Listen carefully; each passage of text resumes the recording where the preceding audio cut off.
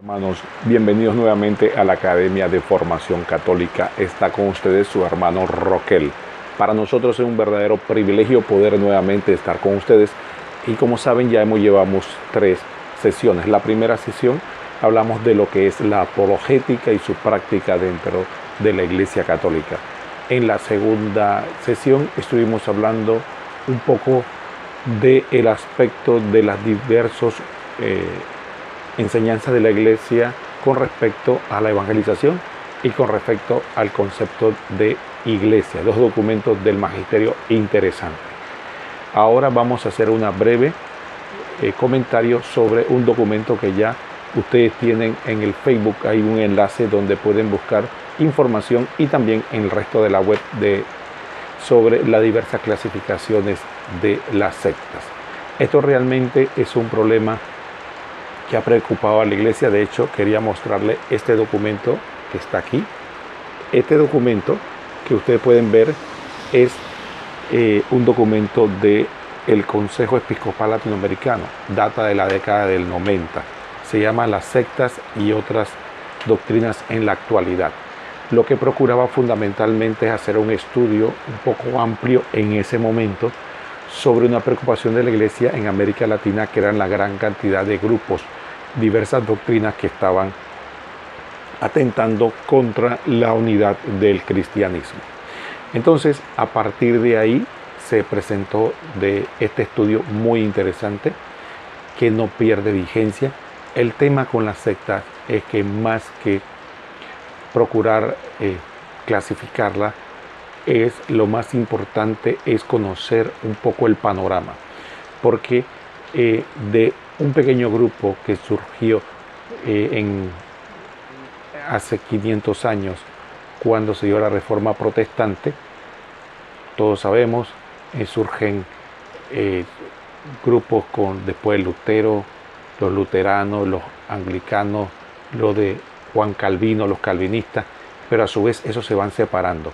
Y esa separación se podría decir que se va haciendo de manera exponencial. Se parece un poco a lo que hablábamos nosotros del coronavirus hoy día, ¿no? Que empieza un infectado, 2 infectados y después de manera exponencial empieza la cantidad de infectados. De la misma manera ocurrió con las sectas. Empezaron 1, 2 y de repente se separaron, y ya los que tienen un origen mucho posterior ni siquiera reconocen a sus abuelos o tatarabuelos, por decirlo así, como que vienen de esa rama, sino que se creen absolutos independientes. Entonces es un verdadero mar de confusión lo que existe, y cada grupo dice tener la verdad, ser la verdadera iglesia, tener la doctrina que es verdadera, que siga a Jesucristo.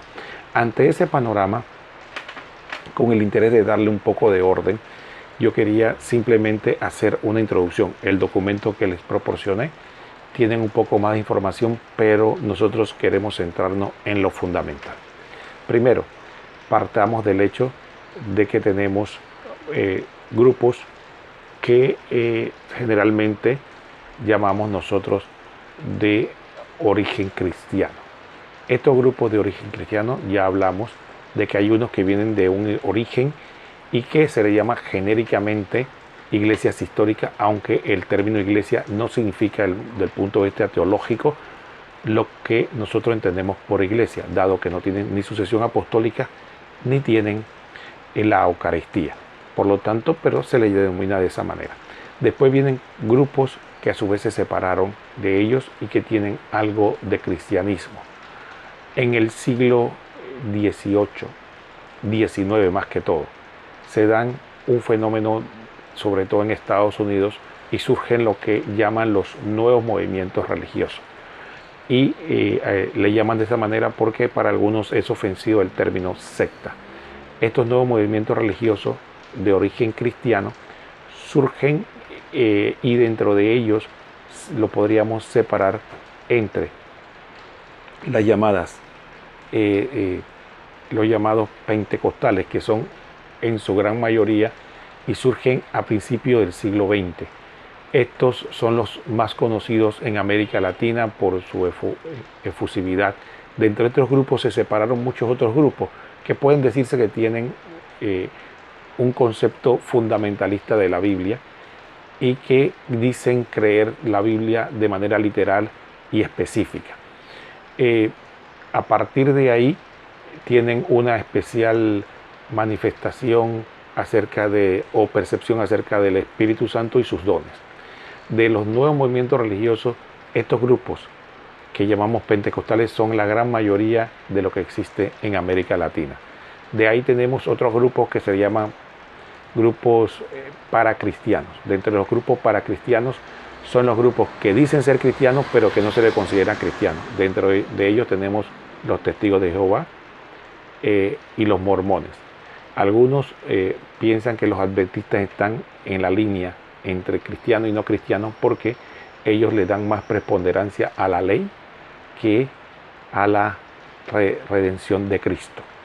Quieren guardar el sábado, dicen que el que no guarda el sábado no se salva. Entonces parece más judaizante.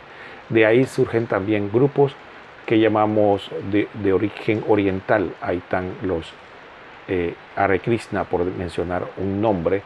También tenemos grupos de origen filosófico, tenemos los Rosacruces, la Teosofía, y también tenemos grupos de origen de Medio Oriente, que son, por ejemplo, la fe Bahá'í que llaman.